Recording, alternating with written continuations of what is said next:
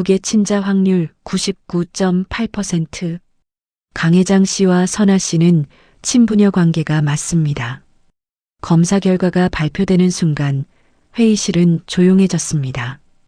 20년 동안 딸을 찾아 헤맨 아버지와 자신의 정체성조차 모르고 살아온 딸. 하지만 이것은 시작에 불과했습니다. 최달수의 진술에서 밝혀진 더욱 충격적인 진실들. 신분을 바꿔가며 키운 이유, 그리고 다른 아이들의 존재까지. 과연 이 가족은 진정한 평화를 되찾을 수 있을까요? 지금 바로 구독과 좋아요를 눌러주시면 더 감동적인 사연을 제일 먼저 만나실 수 있습니다. 자, 오늘의 사연 시작합니다. 야, 이번엔 정말 끝이야. 더 이상 기다려줄 수 없어. 선아는 그 목소리를 들었을 때의 섬뜩함을 지금도 잊을 수 없습니다. 하루 종일 공사장에서 벽돌을 나르고 시멘트를 개던 선아의 손은 거칠어져 있었어요. 작업복 주머니에서 삐져나온 수건으로 이마에 땀을 닦으며 선아는 무거운 발걸음으로 집 쪽으로 향했습니다. 가로등이 듬성듬성 서 있는 좁은 골목길은 밤 10시가 넘으면 으스스할 정도로 조용해졌어요. 어깨에 맨 낡은 가방이 축축한 땀으로 젖어 불편했지만 하루 벌어 하루 먹고 사는 생활에서 피곤함을 호소할 여유는 없었습니다. 공사장 반장이 내일 새벽 6시까지 나오라고 했던 말이 머릿속을 맴돌았어요. 선아는 휴대폰을 꺼내 시간을 확인했습니다. 밤 11시 10분. 집에 도착하면 씻고 밥 먹고 자는 시간까지 계산해도 잠은 4시간 정도밖에 못 잘 것 같았어요. 그때 골목 어귀에서 발자국 소리가 들려왔습니다. 선아는 본능적으로 몸을 움츠렸어요. 저기 온다. 누군가가 속삭이는 소리가 찬바람에 실려 들렸습니다. 선아의 심장이 두근거리기 시작했어요. 골목 중간쯤 되는 지점에서 3명의 남자가 담벼락에 기대어 서 있었습니다. 그들은 선아를 발견하자마자 일제히 몸을 일으켜 길을 막아섰어요. 선아 씨, 오늘은 정말 운이 좋네요. 이렇게 딱 마주치다니. 가장 앞선 남자가 담배를 입에서 빼내며 비웃듯 말했습니다. 선아는 뒤돌아 도망가려 했지만 이미 뒤쪽에서도 또 다른 발자품 소리가 들려오고 있었어요. 도망갈 생각은 하지 마세요.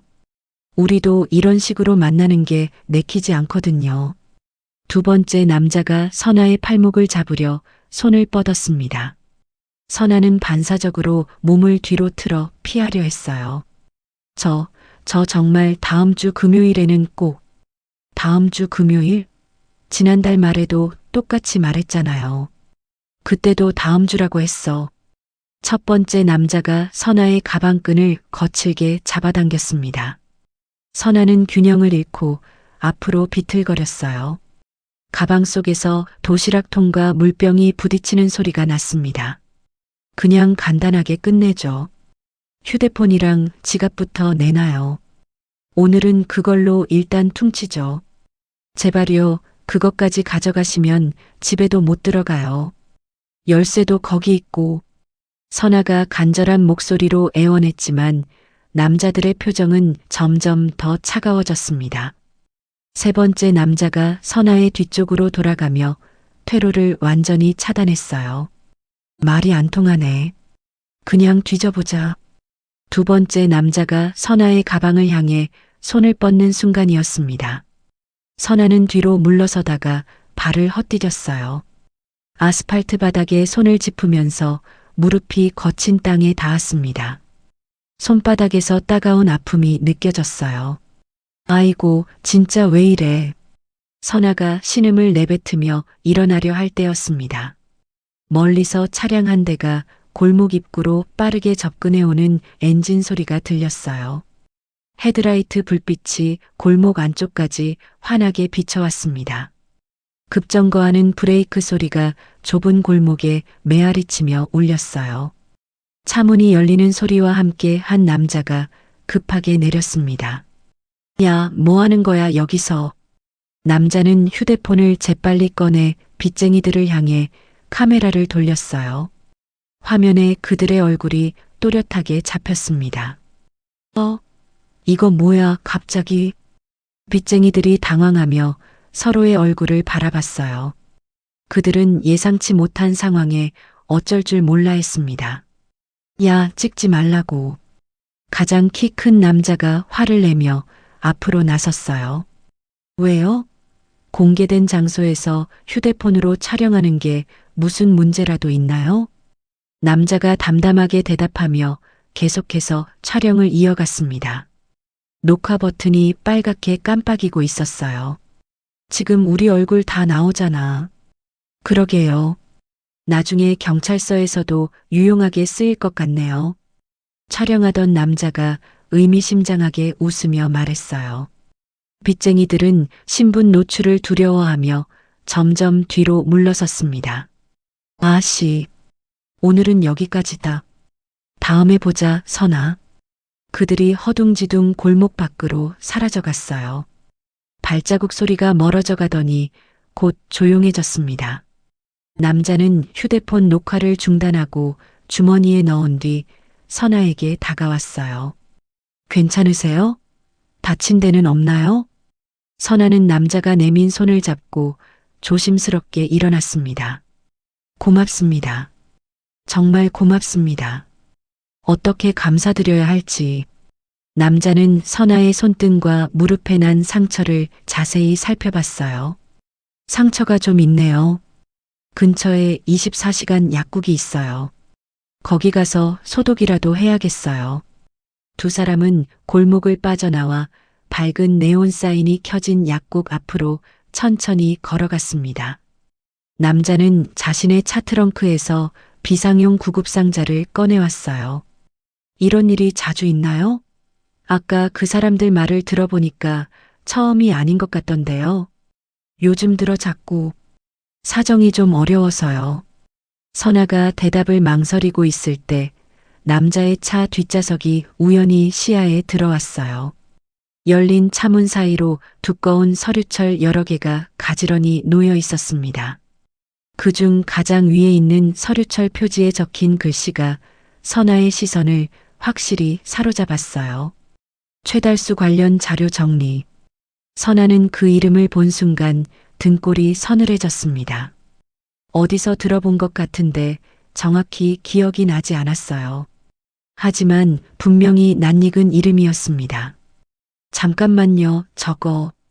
선아가 조심스럽게 차에 다가가 서류철을 더 자세히 들여다봤어요. 겉장을 살짝 넘기자 오래된 주민등록 초본 사본과 노란색으로 바랜 실종신고 접수서가 나타났습니다. 그 아래에는 흑백으로 인쇄된 어린아이의 사진과 상세한 신상 정보가 정갈하게 정리되어 있었어요.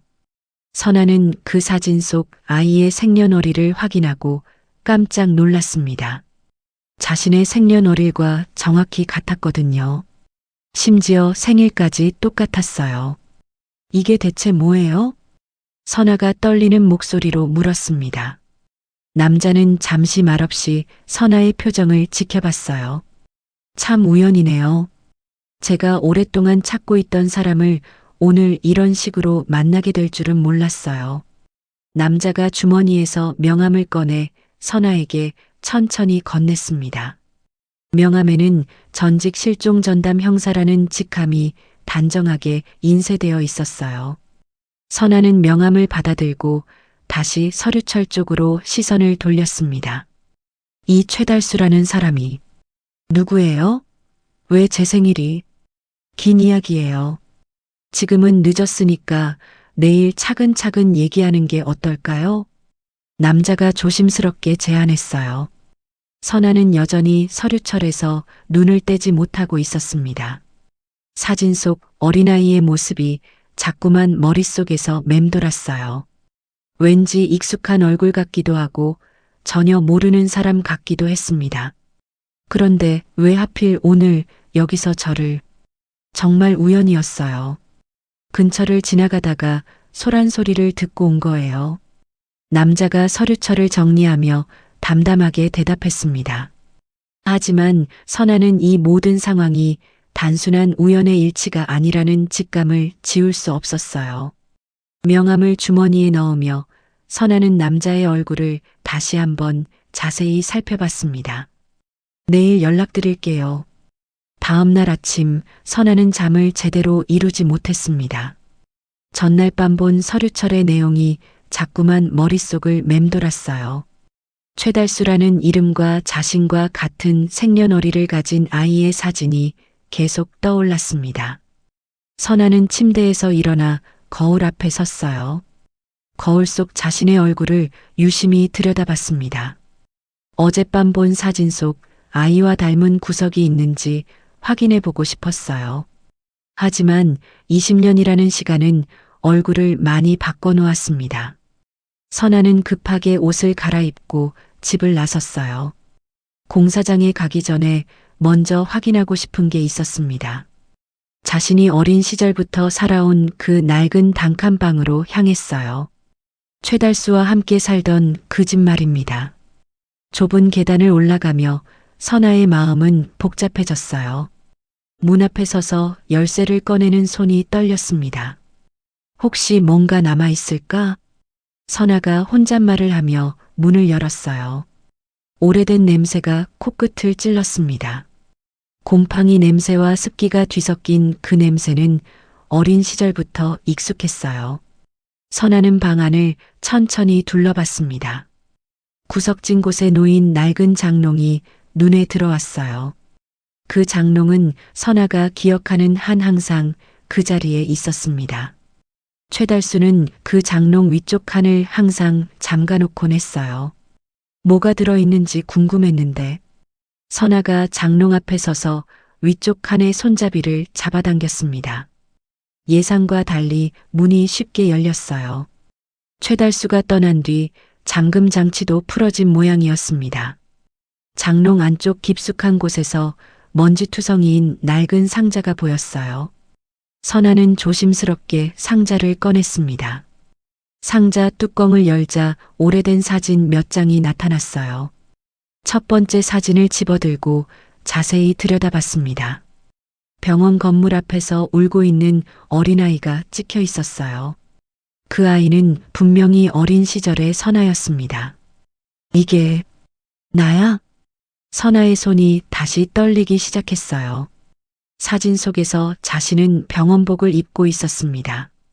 옆에 서 있는 남자는 모자를 눌러 쓴 채 카메라를 피하고 있었어요. 그 남자의 손에는 서류 가방이 꼭 쥐어져 있었습니다. 선아는 두 번째 사진을 확인했어요. 역시 병원에서 찍힌 사진이었습니다. 이번에는 진료실 복도에서 의사와 대화하는 남자의 모습이 보였어요. 멀리 의자에 앉아 있는 어린 선아의 뒷모습도 함께 찍혀 있었습니다. 왜 병원에서 이런 사진들을? 선아가 의문을 표하며 세 번째 사진을 들었어요.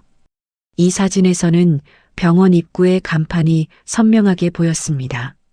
세봄 소아과 의원. 선아는 그 병원 이름을 또렷이 기억해냈어요. 어린 시절 자주 갔던 병원이었습니다. 감기에 걸리거나 배가 아플 때마다 최달수가 데려갔던 곳이었어요. 선아는 나머지 사진들도 하나씩 살펴봤습니다. 모두 비슷한 시기에 찍힌 것 같았어요.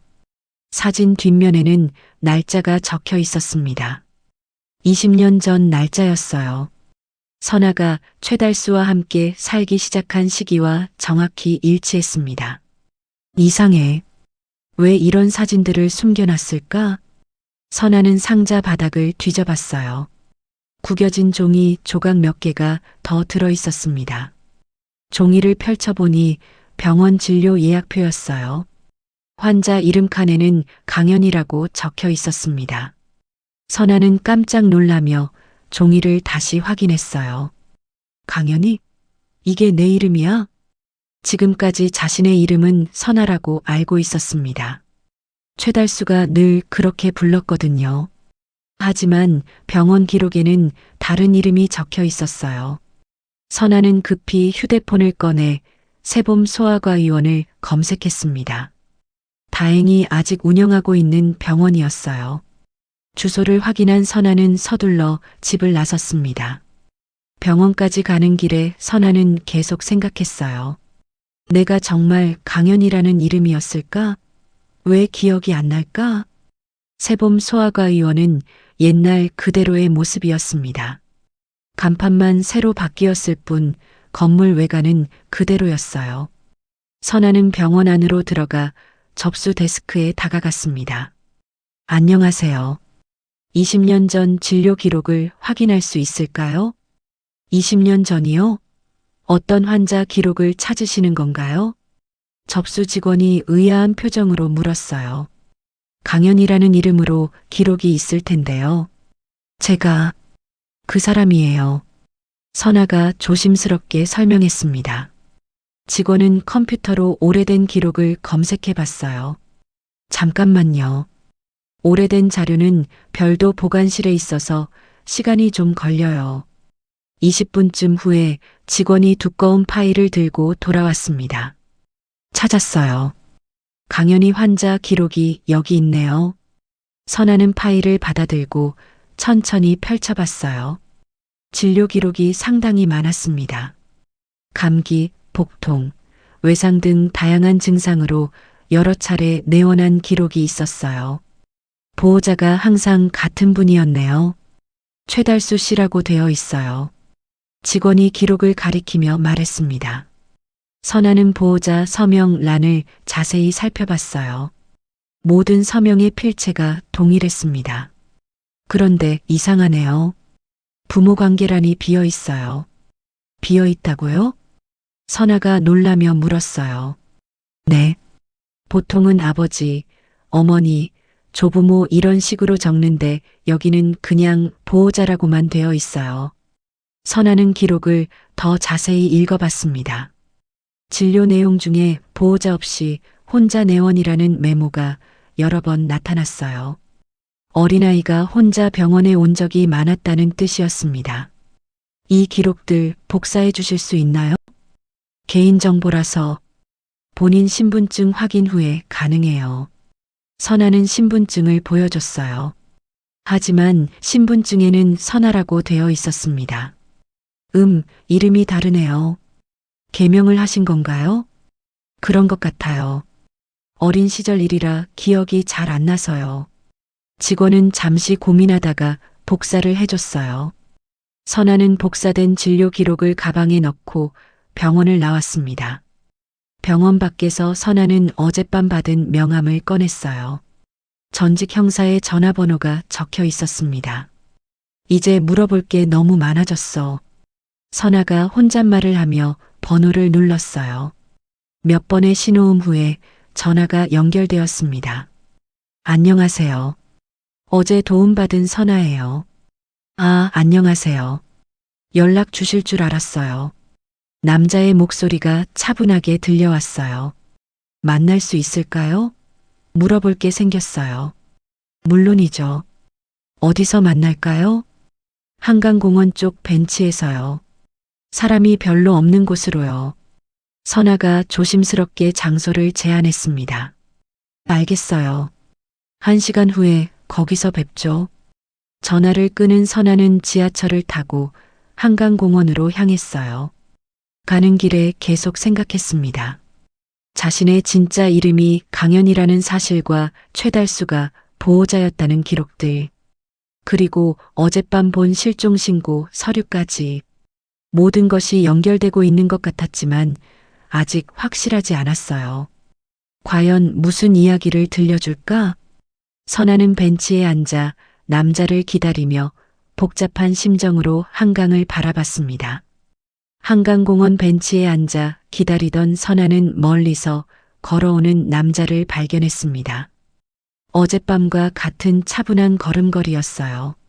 남자는 선아 옆에 앉으며 두꺼운 서류 봉투를 무릎 위에 올려놓았습니다. 많이 궁금하셨죠? 네. 밤새 잠도 못 잤어요. 선아가 솔직하게 대답했어요. 오늘 아침에 옛날 집에 가봤는데 이상한 사진들을 발견했어요. 선아는 가방에서 병원에서 찍힌 사진들을 꺼내 보여줬습니다. 남자는 사진을 하나씩 자세히 살펴봤어요. 역시 그렇군요. 제가 가지고 있는 자료와 일치해요. 남자가 서류 봉투에서 파일을 꺼냈습니다. 첫 번째 서류는 20년 전 실종 신고서였어요. 강연이 당시 7살. 부모는 강 회장, 이미경 부부. 남자가 신고서를 읽어주었습니다. 선아는 그 이름들을 들으며 머리가 어지러워졌어요. 강 회장이라는 분이 제 아버지라는 거예요?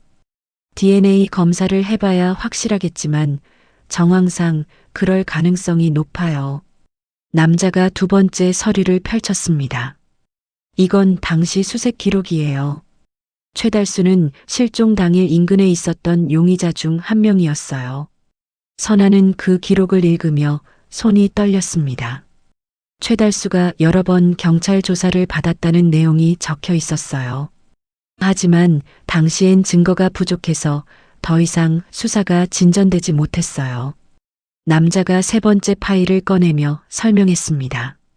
그런데 최근에 상황이 바뀌었어요. 무엇이 바뀌었다는 거예요? 선아가 조급하게 물었어요. 옛날 CCTV 영상들이 디지털로 복원됐거든요. 남자가 태블릿을 꺼내 화면을 켰습니다. 흐릿하지만 20년 전 골목길 풍경이 나타났어요. 이 영상을 보세요. 화면 속에서 한 남자가 어린아이의 손을 끌고 빠르게 걸어가고 있었습니다. 아이는 계속 뒤돌아보며 울고 있는 것 같았어요. 저 아이가 저예요? 선아의 목소리가 떨렸습니다. 신체적 특징이 실종 당시 기록과 일치해요. 키, 머리 스타일, 입고 있던 옷까지요. 남자가 화면을 확대해서 보여줬어요. 그리고 여기 보세요. 아이의 머리에 작은 머리핀이 보였습니다. 하트 모양의 작은 구슬이 달린 머리핀이었어요. 선아는 그 머리핀을 보는 순간 기억이 떠올랐습니다. 어린 시절 자신이 아끼던 머리핀이었어요. 잠깐만요. 선아가 가방을 뒤져 지갑을 꺼냈습니다. 지갑 안쪽 작은 포켓에서 낡은 머리핀을 꺼내 보였어요. 영상 속 머리핀과 똑같은 모양이었습니다. 이거예요. 이 머리핀을 계속 가지고 다녔어요. 남자는 머리핀을 자세히 살펴본 후 고개를 끄덕였어요. 실종 신고서에 기록된 특징과 정확히 일치해요. 남자가 신고서의 한 부분을 가리켰습니다. 착용물품 하트 모양 머리핀 분홍색 구슬 장식. 선아는 그 기록을 보며 온몸에 소름이 돋았어요. 그럼 정말 제가 아직 확실하지는 않아요.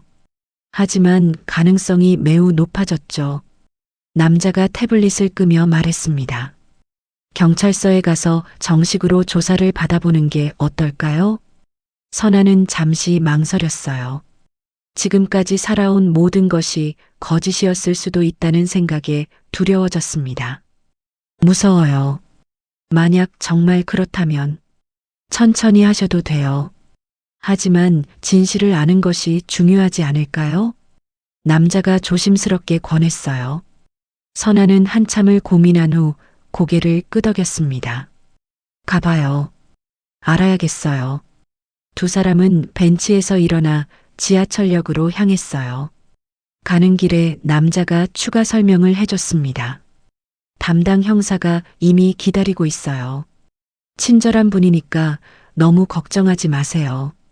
선아는 고개만 끄덕였어요. 말할 힘이 없었습니다. 경찰서에 도착한 두 사람은 3층 수사과로 올라갔어요. 중년의 형사가 그들을 맞이했습니다. 안녕하세요. 김 형사입니다. 안녕하세요. 선아가 작은 목소리로 인사했어요. 편하게 앉으세요. 간단한 확인 절차부터 시작할게요. 김 형사가 컴퓨터를 켜며 말했습니다. 먼저 현재 신분증을 확인해 볼까요? 선아는 신분증을 건넸어요. 김 형사는 신분증 정보를 컴퓨터에 입력하며 화면을 주시했습니다. 이상하네요. 김영사의 표정이 놀란 것으로 바뀌었어요. 무엇이 이상한가요? 선아가 불안한 목소리로 물었습니다.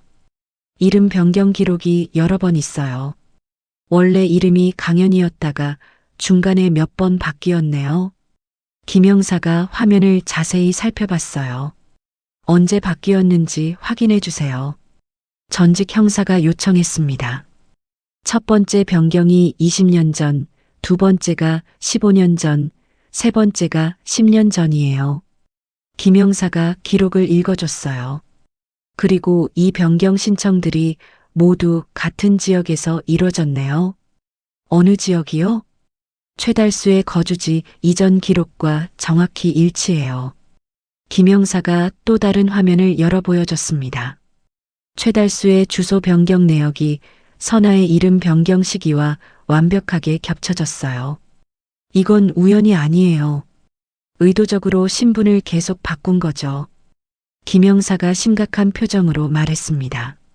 선아는 그 말을 듣고 의자에 깊숙이 몸을 맡겼어요. 자신의 정체성 자체가 조작된 것일 수도 있다는 현실이 충격적이었습니다. 이제 DNA 검사를 진행해야겠어요. 강 회장 씨에게 연락드릴게요. 김영사가 전화를 걸기 시작했어요. 선아는 창밖을 바라보며 복잡한 심정에 잠겼습니다. 20년간 알고 있던 자신이 완전히 다른 사람일지도 모른다는 생각에 현실감이 사라지는 것 같았어요. 괜찮으세요? 전직 형사가 걱정스럽게 물었습니다. 모르겠어요. 아직 실감이 안 나요. 선아가 솔직하게 대답했어요. 진실이 밝혀지면 마음이 좀 편해질 거예요. 그럴까요? 선아는 여전히 확신이 서지 않았습니다. 하지만 이제 돌아갈 수는 없었어요. 김영사가 전화를 마치고 돌아왔습니다. 강 회장 씨가 내일 오전에 오신대요. 그때 정식 검사를 진행하겠어요. 선아는 고개를 끄덕이며 일어섰어요. 오늘은 이만 가셔도 돼요. 내일 10시까지 다시 와주세요. 김영사가 일정을 안내했습니다. 선아는 전직 형사와 함께 경찰서를 나왔어요. 저녁 햇살이 서쪽으로 기울어가고 있었습니다. 내일이면 모든 게 확실해질 거예요. 전직 형사가 위로의 말을 건넸어요. 선아는 대답 대신 깊은 한숨을 내쉬었습니다. 집으로 가는 길에 선아는 계속 생각했어요. 만약 자신이 정말 강연이라면 그동안의 삶은 무엇이었을까요? 그리고 진짜 부모는 20년 동안 자신을 얼마나 그리워했을까요? 내일이면 알게 되겠지. 선아가 혼잣말을 하며 어둠 속으로 걸어갔습니다. 다음 날 오전 선아는 보호센터 상담실 앞에서 발걸음을 멈췄습니다. 문 너머로 들려오는 낮은 대화 소리에 심장이 두근거렸어요. 김영사가 문을 열며 선아를 맞이했습니다. 들어오세요. 강 회장 씨가 기다리고 계세요. 상담실 안에는 60대 초반으로 보이는 남자가 서류철과 사진 앨범을 앞에 놓고 앉아 있었어요. 그는 선아를 보자마자 조심스럽게 일어났습니다. 안녕하세요. 강 회장이 떨리는 목소리로 인사했어요. 선아는 잠시 망설이다가 고개를 숙여 인사했습니다. 안녕하세요. 강 회장은 선아의 얼굴을 자세히 들여다봤어요. 20년 만에 만나는 딸일지도 모르는 사람을 확인하려는 간절함이 느껴졌습니다. 앉으세요. 천천히 이야기해 봅시다. 김영사가 분위기를 부드럽게 만들려 했어요. 강 회장은 서류철을 열며 첫 번째 문서를 꺼냈습니다. 이건 연희가 실종된 당일 CCTV 영상을 분석한 자료예요. 강 회장이 사진 몇 장을 선아 앞에 놓았어요. 영상에서 캡처한 스틸 컷들이었습니다. 여기 보이는 아이의 옷과 머리핀이 그날 연희가 착용했던 것과 같아요. 선아는 사진을 하나씩 살펴봤어요. 어린아이가 울면서 뒤돌아보는 모습이 선명하게 찍혀 있었습니다. 그리고 이것도 확인해 보세요. 강 회장이 오래된 가족 사진을 꺼냈어요. 7살 정도의 여자아이가 부모와 함께 찍은 사진이었습니다. 선아는 그 아이의 얼굴을 유심히 봤어요. 팔목에 있는 작은 상처 보이세요? 강 회장이 사진 속 아이의 팔목을 가리켰습니다. 연희는 5살 때 넘어져서 여기에 상처가 났어요. 지금도 흉터가 남아있을 거예요. 선아는 자신의 왼쪽 팔목을 들어 소매를 걷어 올렸어요. 같은 위치에 희미한 흉터가 있었습니다. 강 회장은 그 흉터를 보고 눈물을 글썽였어요. 크기와 위치가 정확히 일치해요. 김 형사가 2사람의 반응을 지켜보며 기록을 작성했습니다. 또 다른 특징들도 확인해 볼까요? 강 회장이 2번째 가족 사진을 보여줬어요. 이번에는 아이의 오른쪽 귓불에 작은 점이 보였습니다. 선아는 거울을 요청해 자신의 귀를 확인했어요. 같은 위치에 동일한 크기의 점이 있었습니다. 이것까지 우연일 수는 없겠네요. 김 형사가 놀라며 중얼거렸어요. 상담실 문이 열리며 보호센터 직원이 들어왔습니다. 유전자 검사 키트가 도착했어요. 직원이 하얀 상자를 책상 위에 놓았어요. 이제 정확한 확인을 할 수 있겠어요. 김 형사가 상자를 열며 설명했습니다. 간단한 구강 채취만 하면 돼요. 결과는 이틀 후에 나와요. 선아는 검사 도구를 받아들고 잠시 망설였어요. 이 검사 결과에 따라 자신의 인생이 완전히 바뀔 수도 있었습니다. 무서우시죠? 저도 20년 동안 이 순간을 기다렸어요. 강 회장이 선아의 마음을 이해한다는 듯이 말했어요. 만약 정말 제가 연희라면 그동안 얼마나 힘드셨을까요? 선아가 조심스럽게 물었습니다. 그런 말씀 마세요. 살아서 다시 만날 수 있다면 그걸로 충분해요. 강 회장의 목소리에서 20년간 쌓인 그리움이 느껴졌어요. 선아는 검사 도구를 입에 넣고 채취를 완료했습니다. 강 회장도 같은 절차를 거쳤어요. 이제 기다리는 일만 남았네요. 김 형사가 샘플을 봉인하며 말했습니다. 그 사이에 최달수에 대한 수사 진행 상황을 말씀드릴게요. 김 형사가 또 다른 파일을 꺼냈어요.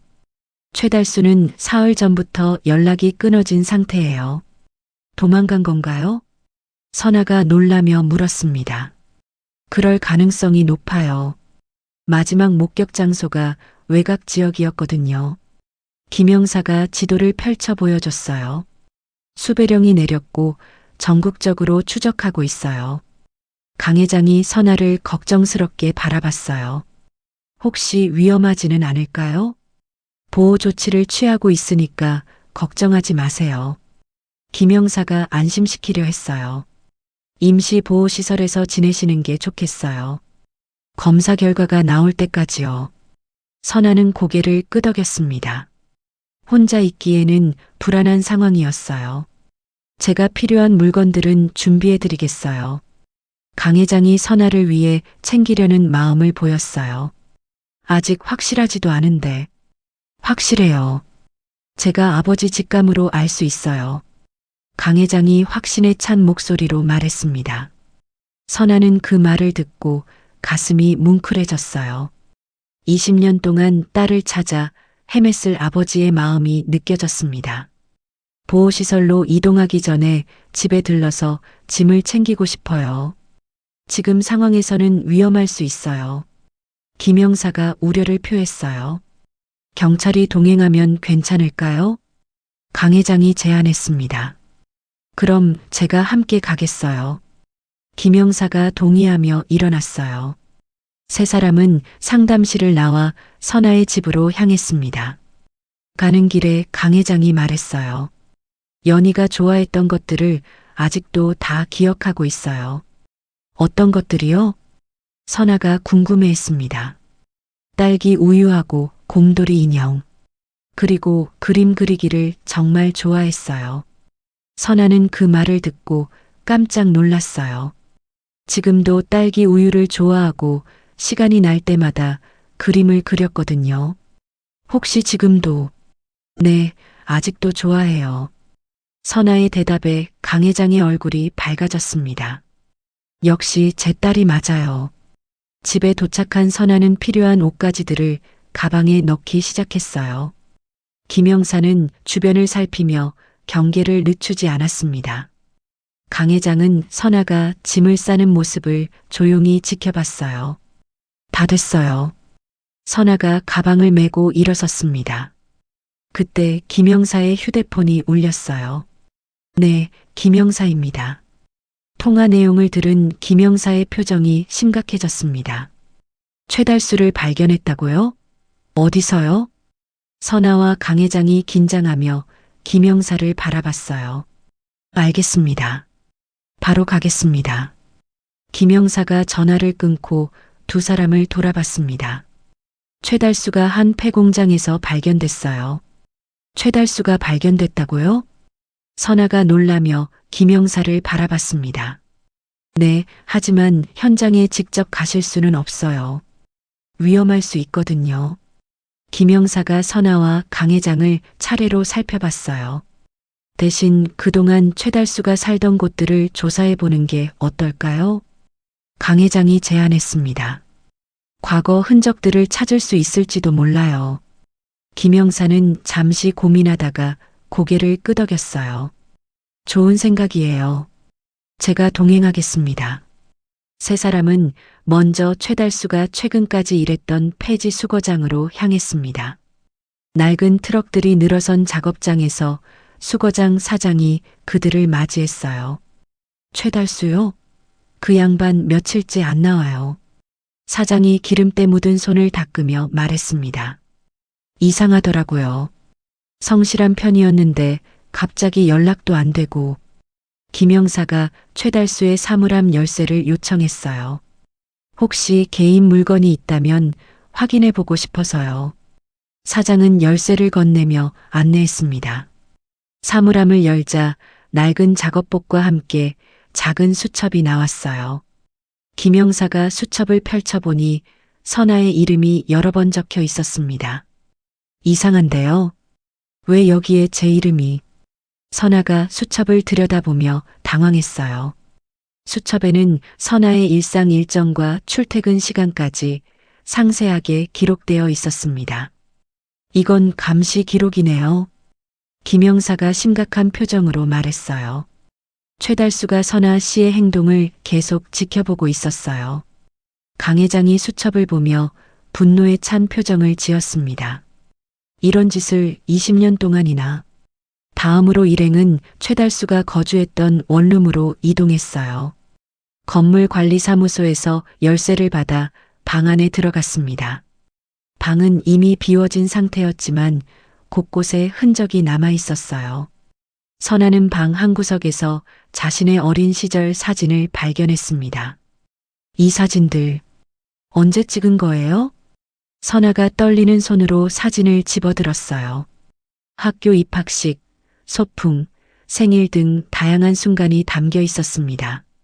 하지만 모든 사진에서 선아는 밝게 웃고 있지 않았어요. 표정이 어두워 보이네요. 강 회장이 사진을 보며 마음 아파했습니다. 김영사는 방을 더 자세히 수색했어요. 침대 밑에서 두꺼운 가계부를 발견했습니다. 이걸 보세요. 김영사가 가계부를 펼쳐 보여줬어요. 가계부에는 선아와 관련된 지출 내역이 빼곡하게 적혀 있었습니다. 하지만 일반적인 양육비가 아니라 이상한 항목들이 많았어요. 신분증 위조 50만 원, 주민등록 이전 30만 원, 학교 전학 처리 20만 원. 선아는 그 기록들을 보며 온몸에 소름이 돋았습니다. 저를 마치 물건처럼. 그뿐만 아니에요. 김영사가 가계부 뒷장을 넘겼어요. 더욱 충격적인 내용이 적혀 있었습니다. 연희 양도 계약 준비 100만 원, 브로커 수수료 200만 원. 강 회장이 그 내용을 보고 주먹을 꽉 쥐었어요. 이런 악질이. 선아는 그 기록을 보고 다리에 힘이 빠져 의자에 앉았습니다. 자신이 거래 대상이었다는 사실이 믿어지지 않았어요. 언제 적힌 건지 확인해 봅시다. 김영사가 날짜를 살펴봤습니다. 최근 몇 달 전 기록이네요. 그럼 최근에도 저를 팔려고 했다는 거예요? 선아의 목소리가 떨렸습니다. 김영사는 가계부를 증거물로 확보하며 수색을 계속했어요. 옷장 안에서 또 다른 서류가 발견됐습니다. 20년 전 실종 당시의 신문 기사 스크랩이었어요. 기사에는 강 회장 부부가 딸을 찾는다는 내용이 자세히 나와 있었습니다.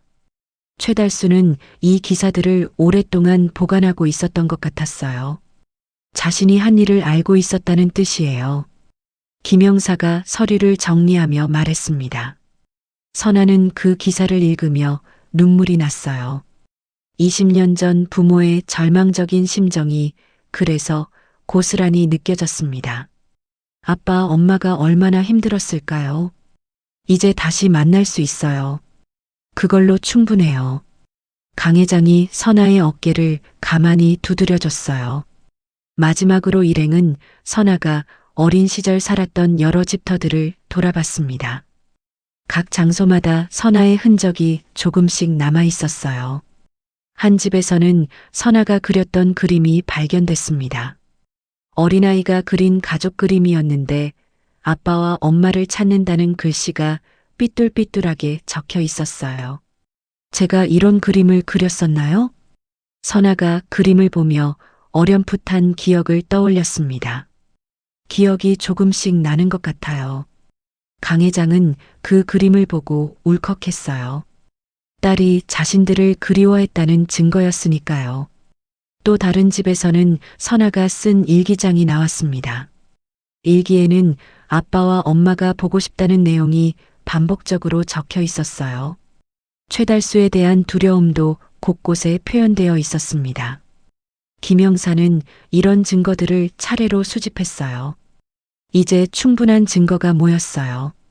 하루 종일 수색을 마친 일행은 경찰서로 돌아왔습니다. 김영사는 수집한 증거들을 정리하며 보고서를 작성하기 시작했어요. 최달수의 범죄 혐의가 명확해졌어요. 어떤 혐의들인가요? 강 회장이 물었습니다. 유괴, 감금, 신분증 위조, 아동 학대 등이요. 김영사가 하나씩 나열했어요. 그리고 인신매매 시도까지 추가될 것 같아요. 선아는 그 말을 듣고 다시 한번 충격을 받았습니다. 자신이 그런 범죄의 피해자였다는 사실이 실감났어요. 이제 최달수를 찾아서 체포하는 일만 남았네요. 김영사가 전화를 받더니 표정이 밝아졌습니다. 좋은 소식이에요. 최달수가 확보됐어요. 진짜요? 선아가 놀라며 일어섰어요. 네, 폐공장에서 숨어 있다가 체포됐어요. 김영사가 안도의 한숨을 내쉬었습니다. 이제 안전해졌어요. 강 회장도 안심한 표정을 지었어요. 그럼 DNA 검사 결과만 나오면 모든 게 끝나는 건가요? 선아가 조심스럽게 물었습니다. 법적 절차가 남아있지만 가장 중요한 건 끝났어요. 김영사가 선아를 안심시켰어요. 내일 검사 결과가 나올 예정이에요. 선아는 마침내 긴 하루가 끝났다는 안도감을 느꼈습니다. 20년간 숨겨져 있던 진실들이 하나씩 드러나고 있었어요. 보호시설로 가시죠. 내일이면 모든 게 확실해질 거예요. 김영사가 일어서며 말했습니다. 선아와 강 회장은 함께 차에 올라탔어요. 가는 길에 강 회장이 말했습니다. 내일이면 정말 우리 가족이 되는 거군요. 선아는 창밖을 보며 복잡한 심정을 정리하려 했어요. 하지만 한 가지는 확실했습니다. 이제 진실을 마주할 준비가 되었다는 것이었어요. 네, 그런 것 같아요. 선아가 작은 목소리로 대답했습니다. 그런데 그때 김영사의 휴대폰이 또다시 울렸어요. 네, 김영사입니다. 김영사의 표정이 점점 심각해졌습니다. 뭐라고요? 그게 무슨 소리예요? 선아와 강 회장이 긴장하며 김영사를 바라봤어요. 최달수가 중요한 증언을 하겠다고 한다고요? 검사 결과 발표가 있는 날 아침 경찰서 회의실에는 긴장된 분위기가 흘렀습니다. 선아와 강 회장, 그리고 김 형사와 보호센터 직원들이 모두 모여 있었어요. 테이블 위에는 봉인된 검사 결과서가 놓여 있었습니다. 결과를 발표하기 전에 어제 최달수의 진술 내용부터 말씀드리겠어요. 김 형사가 서류를 펼치며 말했습니다. 최달수가 모든 범죄 사실을 자백했어요. 선아의 심장이 빨라졌어요. 20년 전 강연희를 유괴한 것부터 신분을 계속 바꿔가며 키운 것까지 다 인정했습니다. 강 회장이 주먹을 꽉 쥐었어요. 그럼 정말 제가... 네, 이제 DNA 검사 결과를 확인해 보겠어요. 김 형사가 봉투를 뜯어 결과서를 꺼냈습니다. 북의 친자 확률 99.8%. 강 회장 씨와 선아 씨는 친부녀 관계가 맞습니다. 회의실 안이 조용해졌어요. 선아는 그 말을 듣고도 한참 동안 말을 하지 못했습니다. 강 회장의 눈에서 눈물이 흘러내렸어요. 연희야, 정말 우리 연희구나. 강 회장이 떨리는 목소리로 선아를 불렀습니다. 선아도 모르게 눈물이 났어요. 20년 만에 찾은 아버지였습니다. 이제 법적 절차를 진행해야 해요. 김 형사가 조심스럽게 설명했습니다. 실종 신고 철회부터 시작해서 가족관계 정리까지요. 보호센터 직원이 준비한 서류들을 나열했어요. 시간이 좀 걸리겠지만 차근차근 해결해 나가겠어요. 선아는 서류들을 하나씩 살펴봤습니다. 이름 복구 신청서, 주민등록 정정 신청서 등 복잡한 양식들이 많았어요. 제 진짜 이름은 강연희가 맞는 거죠? 네, 앞으로는 본명으로 살아가시면 돼요. 김 형사가 미소를 지으며 대답했습니다. 그때 김 형사의 휴대폰이 울렸어요. 잠깐만요. 중요한 전화인 것 같아요. 김 형사가 전화를 받더니 표정이 밝아졌습니다. 현장팀에서 연락 왔어요. 최달수의 은닉처에서 추가 증거를 발견했다고 해요. 어떤 증거요? 강 회장이 급하게 물었습니다. 선아 씨, 아니 연희 씨의 진짜 출생증명서와 원본 가족사진들이요. 선아는 그 말을 듣고 놀랐어요. 최달수가 왜 그런 걸 보관했을까요? 범죄자들은 종종 자신의 행동을 기록으로 남겨요. 일종의 전리품처럼요. 김 형사가 씁쓸하게 설명했습니다. 어쨌든 이제 모든 증거가 확보됐어요. 보호센터 직원이 새로운 서류를 가져왔어요. 최달수의 검찰 송치 일정이 나왔어요. 다음 주 화요일이에요. 재판까지 얼마나 걸릴까요? 선아가 궁금해했습니다. 증거가 워낙 확실해서 빠르게 진행될 것 같아요. 김 형사가 예상 일정을 설명했어요. 그동안 연희 씨는 어디서 지내실 건가요? 강 회장이 선아를 걱정스럽게 바라봤습니다. 저희가 임시 거처를 준비했어요. 보호센터 직원이 안내 자료를 건넸어요. 하지만 가족과 함께 지내는 것도 가능해요. 선아는 잠시 고민했어요. 갑자기 가족과 함께 살기에는 아직 마음의 준비가 부족했습니다. 조금 더 시간이 필요할 것 같아요. 물론이죠. 서두를 필요 없어요. 강 회장이 선아의 마음을 이해한다며 고개를 끄덕였어요. 대신 자주 만날 수 있으면 좋겠어요. 선아가 조심스럽게 제안했습니다. 당연하죠. 매일이라도 만나고 싶어요. 강 회장의 얼굴에 기쁨이 가득했어요. 회의실 문이 열리며 또 다른 경찰관이 들어왔습니다. 최달수 관련해서 추가 보고 드릴 내용이 있어요. 새로운 경찰관이 파일을 펼쳤어요. 최달수가 과거에 다른 아동 실종 사건에도 연루되었을 가능성이 나타났어요. 모든 사람이 놀란 표정을 지었습니다. 다른 아이들도 있다는 말인가요? 강 회장이 충격받은 목소리로 물었어요. 아직 확실하지는 않지만 조사 중입니다. 경찰관이 신중하게 대답했습니다. 만약 사실이라면 더 큰 사건이 될 수도 있어요. 선아는 그 말을 듣고 복잡한 마음이 들었어요.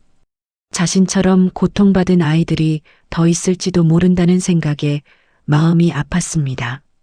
그런 일이 없기를 바라지만 꼼꼼히 조사해 주세요. 김영사가 동료에게 당부했어요. 연희 씨, 혹시 최달수와 함께 살면서 다른 아이들을 본 기억은 없나요? 선아는 어린 시절을 떠올려 봤어요. 잘 기억이 안 나지만 한 번쯤 다른 아이가 있었던 것 같기도 해요. 언제쯤의 일인가요? 정확하지 않아요. 어렸을 때라 기억이 흐릿해요. 선아가 미안한 표정으로 말했습니다. 괜찮아요. 천천히 생각해 보시고 기억나는 게 있으면 연락 주세요. 경찰관이 명함을 건네며 말했어요. 회의가 마무리되고 사람들이 하나씩 자리를 떴습니다. 선아와 강 회장만 회의실에 남았어요. 연희야, 20년 동안 얼마나 힘들었을까? 강 회장이 선아의 손을 잡으며 말했습니다. 이제 다 끝났어요. 그걸로 충분해요. 선아가 아버지를 위로했어요. 앞으로는 행복하게 살자. 네, 그럴게요. 두 사람은 회의실을 나와 복도를 걸었습니다. 오늘 저녁에 가족들이 연희를 보고 싶어 해. 가족들이요? 선아가 긴장한 표정을 지었어요. 엄마하고 오빠가 있어. 너무 보고 싶어 해서 못 견디겠다고 하더라. 강 회장이 따뜻하게 웃었어요. 준비가 되면 언제든지 만나자. 서두르지 않아도 돼. 선아는 고개를 끄덕였습니다. 새로운 가족과의 만남이 설레면서도 두려웠어요. 일단 오늘은 임시 거처에서 쉬어요. 내일 다시 연락드릴게요. 알겠어. 무리하지 말고 천천히 해. 강 회장이 선아를 배웅하며 말했습니다.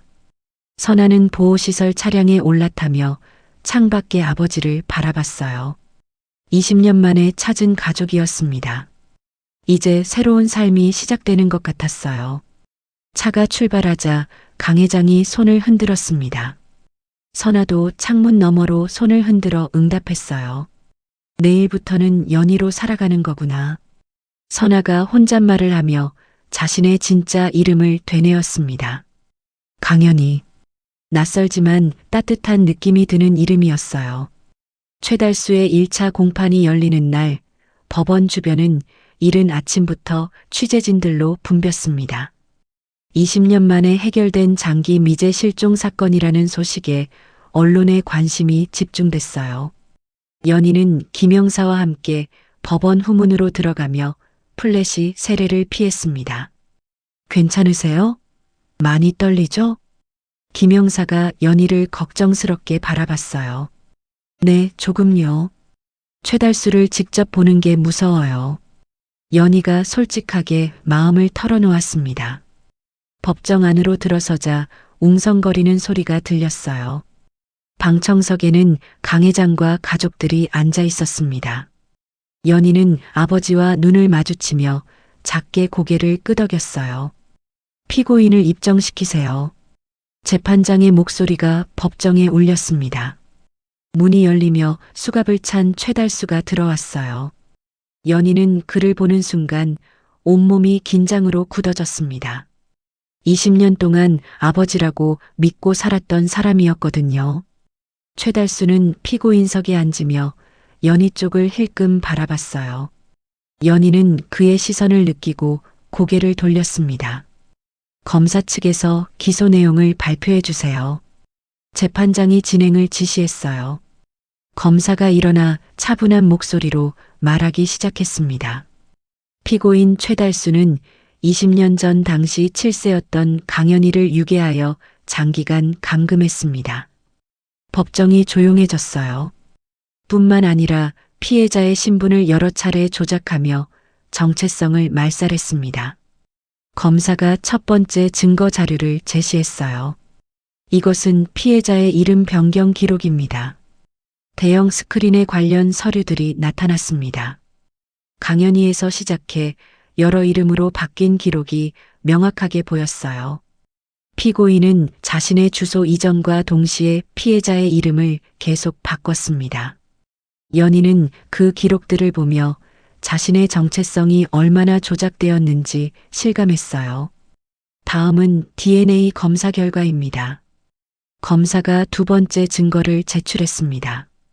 친자 확률 99.8%로 강혜장 씨와 피해자의 부녀 관계가 과학적으로 증명됐습니다. 방청석에서 강혜장이 눈물을 닦았어요. 그리고 이것은 복원된 CCTV 영상입니다. 스크린에 20년 전 골목길 장면이 재생됐습니다. 어린아이가 울면서 끌려가는 모습이 선명하게 보였어요. 법정 안의 모든 사람이 숨을 죽이고 영상을 지켜봤습니다. 영상 속 아이가 착용한 머리핀이 현재 피해자가 보관하고 있는 것과 일치합니다. 검사가 증거물로 제출된 머리핀을 보여줬어요. 연희는 그 머리핀을 보며 어린 시절 기억이 떠올랐습니다. 마지막으로 피고인이 직접 작성한 기록들입니다. 가계부와 메모들이 스크린에 나타났어요. 피해자를 거래 대상으로 취급한 내용들이 적나라하게 드러났습니다.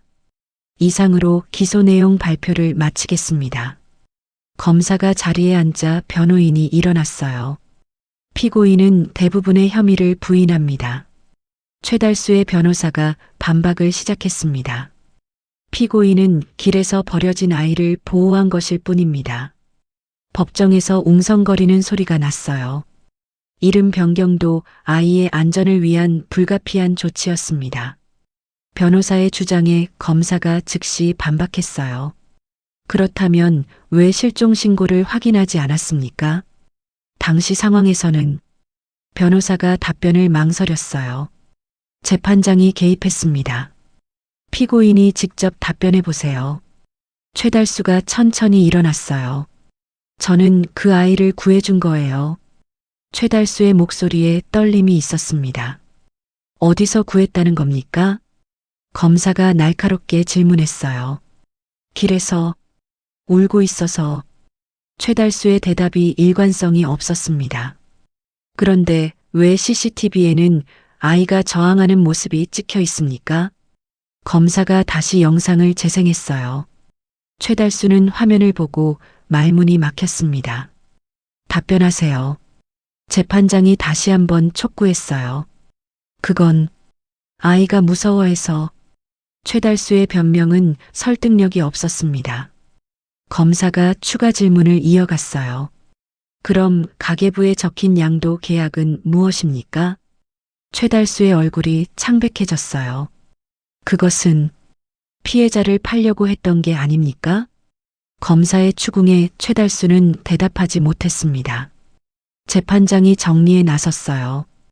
오늘은 여기까지 하고 다음 공판에서 추가 증거를 검토하겠습니다. 공판이 끝나자 사람들이 법정을 빠져나갔습니다. 연희는 강 회장과 함께 별도 회의실로 이동했어요. 어떠셨어요? 많이 힘드셨죠? 법률지원단 변호사가 연희에게 물었습니다. 생각보다 괜찮았어요. 진실이 밝혀지는 게 다행이에요. 연희가 안도의 표정을 지었어요. 다음 공판에서는 추가 증인들이 나올 예정입니다. 변호사가 일정을 설명했어요. 병원 관계자들과 과거 거주지 주민들이요. 강 회장이 연희의 손을 잡았습니다. 이제 거의 끝나간다. 네, 아버지. 이제 정말 새로 시작할 수 있을 것 같아요. 연희가 미소를 지으며 대답했어요. 김 형사가 회의실에 들어왔습니다. 좋은 소식이 있어요. 무슨 소식이에요? 강 회장이 궁금해했어요. 최달수가 추가 자백을 하고 싶다고 했어요. 모든 사람이 놀란 표정을 지었습니다. 어떤 내용인지는 다음 조사에서 확인할 수 있을 거예요. 김 형사가 설명했어요. 연희는 그 말을 듣고 복잡한 심정이 들었어요. 최달수가 무엇을 더 숨기고 있는 걸까요? 혹시 다른 피해자들과 관련된 건 아닐까요? 연희가 조심스럽게 물었습니다. 그럴 가능성이 높아요. 김 형사가 고개를 끄덕였어요. 회의실 분위기가 무거워졌습니다. 연희의 사건이 더 큰 범죄의 일부일 수도 있다는 생각 때문이었어요. 어떤 내용이든 준비하고 있겠어요. 법률지원단이 다음 대응을 약속했습니다. 회의를 마친 일행은 법원을 나섰어요. 밖에는 여전히 기자들이 기다리고 있었습니다. 연희 씨, 소감 한 말씀 해주세요. 기자들이 몰려들었지만 김 형사가 막았어요. 아직 재판이 진행 중이니까 양해 부탁드려요.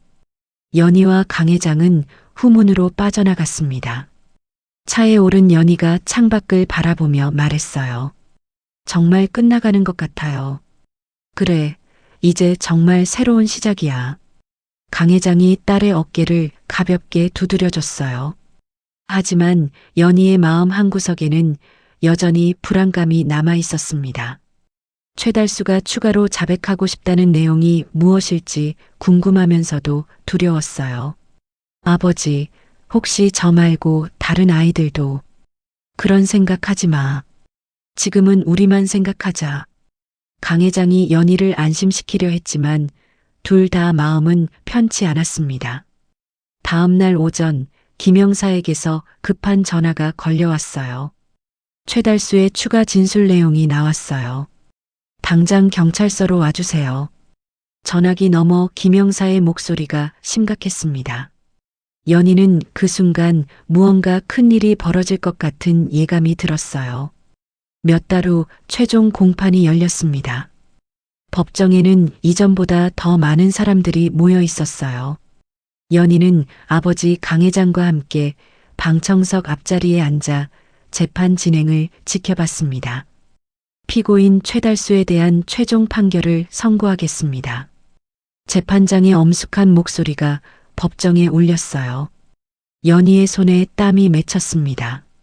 피고인은 유괴, 감금, 신분증 위조, 아동학대 등의 혐의로 징역 15년을 선고합니다. 방청석에서 안도의 한숨소리가 들렸어요. 강 회장이 연희의 손을 꼭 잡았습니다. 또한 피해자의 신분과 가족관계를 원래 상태로 회복하는 절차를 즉시 진행하도록 명령합니다. 재판장이 마지막 판결문을 읽어내려갔어요. 최달수는 고개를 숙인 채 아무 말도 하지 않았습니다. 공판이 끝나자 연희와 강 회장은 법정을 나왔어요. 법원 로비에서 김 형사가 그들을 기다리고 있었습니다. 축하해요. 이제 정말 모든 게 끝났어요. 김 형사가 밝은 표정으로 말했어요. 고생 많으셨어요. 정말 감사합니다. 강 회장이 깊이 고개를 숙였습니다. 제가 해야 할 일이었어요. 김 형사가 겸손하게 대답했어요. 연희는 법원을 나서며 깊은 숨을 들이마셨습니다. 20년간의 긴 악몽이 드디어 끝났다는 느낌이었어요. 이제 집으로 가자. 강 회장이 연희의 어깨를 가볍게 두드렸습니다. 하지만 연희는 한 곳에 더 가고 싶었어요. 아버지, 옛날 집에 마지막으로 한 번만 가보고 싶어요. 그곳에? 강 회장이 의아해했습니다. 네, 정말 마지막으로요. 연희의 부탁에 강 회장이 고개를 끄덕였어요. 두 사람은 연희가 최달수와 함께 살던 낡은 단칸방으로 향했습니다. 오랜만에 찾은 그곳은 더욱 을씨년스러워 보였어요. 연희는 방 안에 들어가 구석구석을 둘러봤습니다. 더 이상 자신과 관련된 물건들은 남아있지 않았어요. 이제 정말 끝이구나. 연희가 혼잣말을 하며 창문을 바라봤습니다. 그 창문 너머로 수없이 많은 날들을 보냈었거든요. 연희야, 이제 나가자. 강 회장이 조심스럽게 말했어요. 네. 연희가 방을 돌아보며 문을 닫았습니다. 이제 정말 과거와 작별하는 순간이었어요. 두 사람은 새로 마련한 집으로 향했습니다. 강 회장의 가족들이 연희를 맞이하기 위해 준비해둔 곳이었어요. 집 앞에 도착하자 어머니와 오빠가 나와 기다리고 있었습니다. 연희야. 어머니가 눈물을 흘리며 연희를 안아줬어요. 엄마. 연희도 모르게 그 그 품에서 눈물이 났습니다. 20년 만에 느끼는 진짜 어머니의 품이었어요. 우리 연희 많이 컸구나. 오빠가 연희의 머리를 쓰다듬어 줬습니다. 가족들은 연희를 집 안으로 안내했어요. 거실 곳곳에는 연희의 어린 시절 사진들이 놓여 있었습니다. 이 사진들, 연희가 놀라며 사진들을 하나씩 살펴봤어요. 20년 동안 계속 여기 걸어뒀어. 아버지가 벽에 걸린 가족 사진을 가리켰습니다. 7살 연희가 환하게 웃고 있는 사진이었어요. 매일 이 사진을 보면서 연희가 돌아오기를 기다렸어. 어머니의 목소리에 애틋함이 가득했습니다. 연희는 그 사진을 보며 잊고 있던 행복한 기억들이 떠올랐어요. 이 방은 연희 방이야. 오빠가 한 방의 문을 열어줬습니다.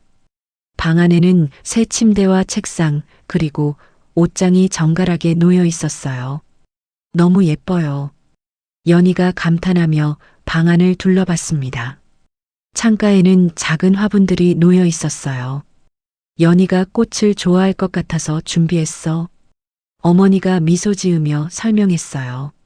정말 고마워요. 연희가 진심으로 고마워했습니다.